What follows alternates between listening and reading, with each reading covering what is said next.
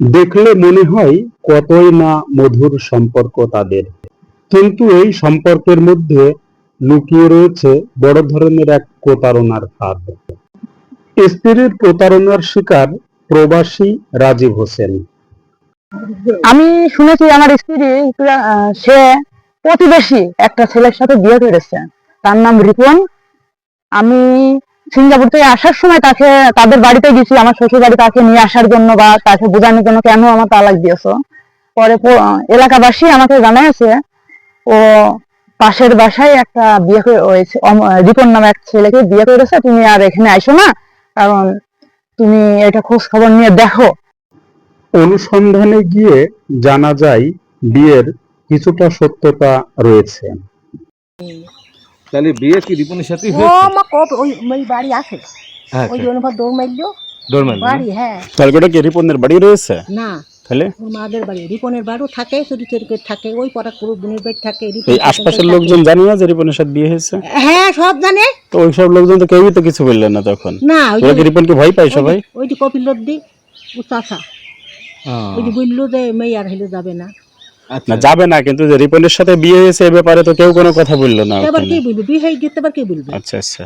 তো সবাই জানে না? হ্যাঁ সবাই জানতো, আশপাশ কত গ্রামের লোক জানে রিপনের সাথে বিয়ে হয়ে গেছে। স্ত্রীকে ভালোবেসে সিঙ্গাপুর প্রবাসী রাজীব হোসেন স্ত্রীর জন্য আলমডাঙ্গাতে একটি বাড়ি সহ জমি ক্রয় করে দেন এবং সেই সাথে দেন স্বর্ণের অনেক অলংকার। প্রতারক স্ত্রী সবকিছু হাতিয়ে নিয়ে তালাক দিয়ে দেয় তার স্বামী রাজীব হোসেনকে। সরেজমিনে গেলে স্ত্রী পালিয়ে যায়, কিন্তু স্ত্রীর মায়ের সঙ্গে কথা বললে তিনি সম্পূর্ণটাই অস্বীকার করেন। বলছে যে ও আর ওখানে যাবে না। না হ্যাঁ, তা ওর যে টাকা পয়সা বা জমি বাড়ি গাড়ি নিলেন এটি কি টাকা করবেন? পয়সা কাক দিস, তোমাকে সাক্ষীকে দিস, হ্যাঁ প্রমাণ আছে তো, কিসের প্রবলেম? ওই যে বিদেশ থেকে টাকা পাঠিয়েছে। বিদেশে সবাই ছোটনের বুক গুলো দেখো, আচ্ছা আচ্ছা, আমাকে লাগে না, আমি বলতে দেখুন টাকা দিয়েছে তারা, আমার মেয়ে খুঁজে আমার বাড়ি বাবা আসতে দিন, আমার সাথে সেই জন্য আমার সাথে একটু কথা বলবো। সেখানে থাকিয়েছে, সেখানে তুলেছে, সেখানে কাজ করি, সেখানে যা করিস তাই কিন্তু তারা জান। আমি আমার ধন সম্পত্তি আমার আল্লাহ যেটুকু যথেষ্ট দিয়েছে আমার ছেলে সেটুকু আমরা করি। আর ওই বাড়িটা, হ্যাঁ ওই বাড়ি বড় এবার ছেলে কি দিছে, বাড়ি ছেলে কিনে কবে গিয়েছে বিদেশ আপনার ছেলে? 10 বছর। 16 বছর। ও, এই বছর 10 বছর। না না, আমার ছেলে 17 বছর না, আমার কাছ থেকেই আমার ছেলে 10 বছর গেছে। হ্যাঁ 10 বছর। যেমন রোহান ছাগল ফাটে, রোহান, রোহান ছাগল ফাটে, হ্যাঁ হ্যাঁ হ্যাঁ, তবে তোরা তো মাথা বলতে হারে যাই কিছু, সে ছেলে বড় হয়ে গেছে। রোহান তো ঠিকই বলছে। আচ্ছা, তো আপনার সেই মেয়েটা কই? মেয়ে এখন কোন কিস মেয়েকে পুরো দেখি দেব। একটু টাকা পাঠানোর সম্পূর্ণ ব্যাংক রিসিট থাকলেও কিন্তু প্রতারক স্ত্রীর পরিবার অস্বীকার করেন। বিষয়টি প্রশাসন জানে বলে জানান স্ত্রীর বাবা। দিয়ে কিছু হয়নি? প্রশাসনরা তারা কেস করে তো প্রশাসনের কাছে, প্রশাসন কি বলছে? তারা জানে। আর বাবা, সামাইদারি কথা আমি হইলো আমি কিছু জানি। সুখে থাকার স্বপ্ন নিয়ে দেশে ফিরে এলেও রাজীব হোসেনের কপালে কিন্তু সুখ হয়নি। দেশে পা রাখতেই হাতে পেল স্ত্রীর দেওয়া ডিভোর্স লেটার। সব স্বপ্ন যেন নিমিষেই শেষ। আমি রাজীব হোসেন, আমার বাড়ি মুন্সিগঞ্জ।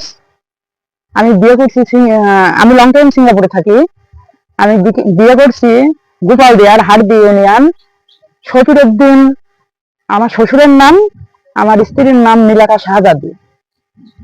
আমি দেশে আসার জন্য তার কাছে আমি 15 থেকে 16 লাখ টাকা দিয়েছি এবং বিগত ইনকামের টাকা দিকে তাকে আমি 32 লাখ টাকা দিয়ে আলমডাঙ্গাতে একটা বাড়ি কিনে দিয়েছি। আমি দেশে এসে কিছু করার জন্য তাকে আমি বলছি এটা এখন রাখো, আমি দেশে এসে একটা কিছু করব। আমি আসার জন্য তাকে কিছুদিন আগে আমি টিকিট দিয়েছি। দেওয়ার পরে সে আমাকে ডিভোর্স লেটার পাঠিয়েছে। 1 তারিখে পাঠিয়েছে, আমি 8 তারিখে তাকে টিকিট করেছি। আমি জানাইছি 1 মাস আগে আমার টিকিট মের 8 তারিখে আমার টিকিট কনফার্ম হয়েছে। সে মের 1 তারিখে আমাকে ডিভোর্স লেটার পাঠিয়েছে। আমার টাকা, বাড়ি গাড়ি সব সে প্রতারণা করে নিয়ে চলে গেছে। আমি সরকারের কাছে এবং প্রশাসনের কাছে দৃষ্টি আকর্ষণ করছি, এর ন্যায্য বিচার আমি চাই। রাজীব হোসেন কি পাবে সুবিচার? প্রশ্ন রইল আপনাদের কাছে। হাশেম রাজ, চুয়াডাঙ্গা।